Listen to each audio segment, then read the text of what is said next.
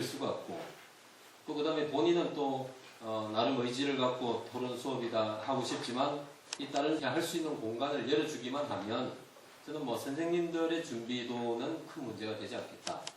뭐 아직 그 제도화가 안 된다면 현재 틀 가운데서는 수행평가 비중을 훨씬 더 높여가지고 교사 개인이 좀 할 수 있는 영역을 넓혀주면 뭐 최소한도로 이렇게 지필은 뭐 형식적으로 이렇게 같이 맞추더라도 교사 개인별로 좀 독특한 이렇게 수업을 할 수 있는 그런 여지를 열어두는 게. 다른 질문 손들어 주시죠. 예, 여기.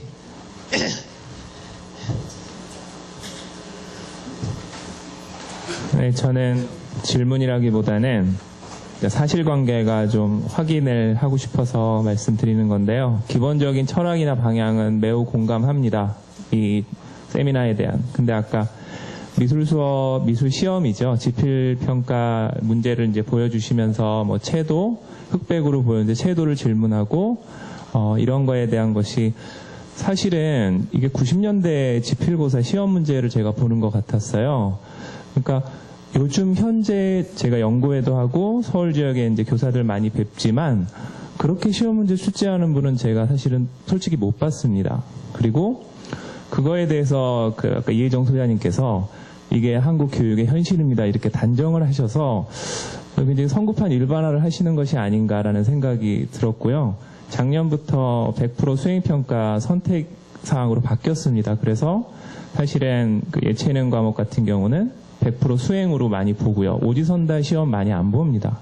그게 현실이라고 생각하는데 그 부분은 제가 조금 이거 너무 단정하시는 게 아닌가라고 생각해서 사실관계를 조금 말씀드리고 싶었고요. 그 다음에 아까 포트폴리오도 그거를 평가하는 데 있어서 한계가 있다. 대신 사교육에서 해주는 거는. 근데 제가 근무하는 학교가 사교육의 1번지에 있는 학교인데요. 사교육 시장이 연간 40조 정도 되잖아요. 근데 그런 예상 질문을 300, 400개 정도를 만들어줍니다. 학원에서. 포트폴리오는 당연히 만들어주고요. 그러니까 그 예상 질문을 빠져나가기가 굉장히 힘들다고 생각을 합니다. 이거는 뭐 외고 입시나 어떠한 특목고 입시도 마찬가지고요. 그러니까 그렇게 준비를 해주고 사진 찍는 것도 과정을 찍는다 하지만 사진은 정말 만들기가 쉽습니다. 사교육 쪽에서. 그러니까 그런 현실을 우리가 충분히 좀 고민을 해야 하지 않나 그렇게 생각을 말씀을 드리고 싶고요. 어쨌든 저는 이 세미나에 대한 철학에는 매우 공감하고 저도 현실에서 위약하지만 노력하려고 하고 있습니다. 지금 질문은요. 팩트 체크에 대한 질문이네요. 예. 재작년 그 사교육 1번지라고 하셨잖아요. 저는 2번지쯤에 삽니다. 저희 아이가 다니는 중학교가 기출 문제 맞습니다. 90년대가 아니고요. 실제고요. 그 영어 같은 경우는 올해 7월 달에 시험이고요. 그래서 실제 그거를 찍은 거가 맞습니다. 그래서 그리고 심지어 중학교 1학년 자율학기제 대상인 아들이었습니다. 그러니까 학교였습니다. 그런데도 그런 시험을 봤습니다. 그래서 저는 사교육 뭐 한 2번지쯤 되는 저희 동네에서만의 한정된 예로 한정을 하고 싶습니다만, 그러나 사실은 많은 또 이걸 강연을 하다 보면은 전국의 많은 교사들은 사실상 이렇게 인정을 하시는 분들도 굉장히 많이 있기 때문에 지금 굉장히 좋은 학교에 계신 것 같습니다. 그리고 아까 교사 교육, 교사 퀄리티 말씀을 주셨는데 이거 굉장히 중요한 문제입니다. 그런데 잘 가르치는 교사, 잘 못 가르치는 교사 있는 거는 그냥 지금 현재 있는 우리 교육에서도 늘 있는 문제입니다. 그래서 더 잘 가르쳐주는 교사를 찾아서 더 쪽집게 인터넷 명강사를 찾아서 사람들이 이동을 하지 않습니까? 그러니까 어느 교육 시스템이든 더 잘 가르치는 교사와 덜 잘 가르치는 교사는 저는 있다고 생각합니다. 근데 어떤 교육 시스템이냐? 그러니까 이런 우리 지금 현재 기존 수용적 학습 형태에서의 잘 가르치는, 그러니까 인터넷 명강사들이라고 해도 지금 이런 여기서 꺼내는 종류의 그런 수업을 못 가르치잖아요. 그러니까 안 하잖아요. 할 수 없어서가 아니라 하지 않는 거죠. 왜냐하면 필요가 없으니까. 그러니까 이거는 교사 퀄리티, 교사의 연수 문제, 이건 굉장히 중요한 문제인데 이게 여기에 있는 선생님들이 뭐 모두 다 IB로 가면은 잘 가르칠 수 있다를 얘기하는 게 아니라 거대한 방향의 전환, 대한민국 호의 거대한 방향 전환을 말씀드리는 거고, 거기에서 잘 가르치고 못 가르치는 그 차이를 줄이는 노력, 연수, 이거는 당연히 계속 진행이 돼야 된다고 생각합니다. 그리고 이게 도입이 되면 또 다른 탑다운 아니냐라고 하기에는 너무 많은 자율권을 개별 교사가 갖습니다. 사실상. 그리고 학생들도 스스로의 생각을 얘기를 하는.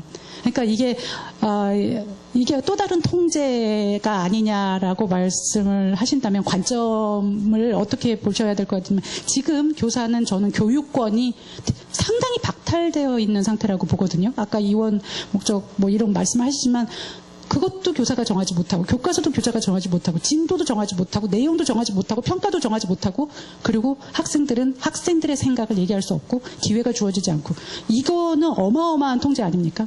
이 통제를 풀어주는 걸 탑다운으로 하지 않으면, 그러니까 교사 개별 수준에서 알아서 하세요. 원하는 사람만. 국가에서는 내비둡니다. 이렇게 하면은 저는 뭐 안 풀어진다고 생각합니다. 그러니까 국가의 통제를 푸는 것 자체를 탑에서 해줘야지만 아래에서는 자율성이 보장되지 않나, 이런 생각을 합니다. 자, 또 여기 질문 계시네요.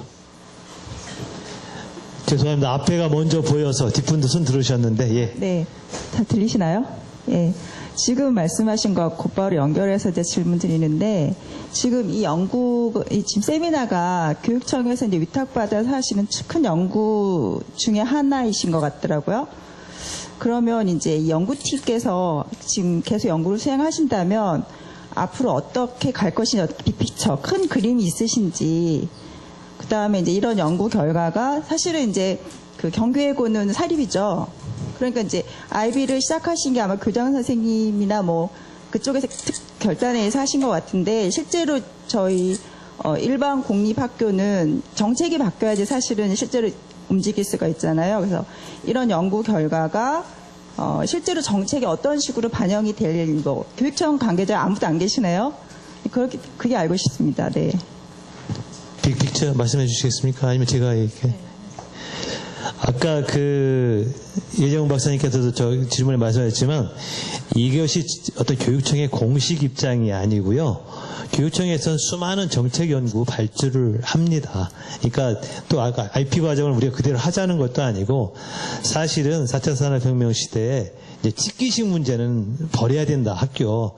그 대안으로서 여러 가지가 있는데, 이런 IB 과정이 있다라는 걸 사례로 샘플링으로 보여준 과정 속에서 우리가 이런 한번 의견이나 토론을 할 거고요. 정책 연구를 했다 그래서 우리가 교육청의 공식 입장, 이런 건 아닙니다. 하나의 참고 자료로서 우리가 한번 연구한다, 이렇게 생각하시면 될 것 같습니다.